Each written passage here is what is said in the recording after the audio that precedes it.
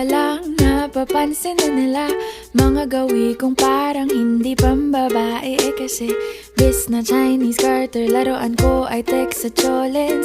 Tapos kajamin ko lagi noon mga sigang lalaki sa amin. Nung ako'y mag-high school ay napabarkada sa mga bay. Curious na babae na ang hanap din ay babae. Sa halip na makeup kit, bit-bit ko ay gitara. Tapos pormahan ko lagi ay long sleeves na t-shirt at faded na lonta. Pero nung makilala kita, nagbagong bigla ang aking timpla. Natutuwa ko na magpariban at mag-ahit ng kilay at least once a month.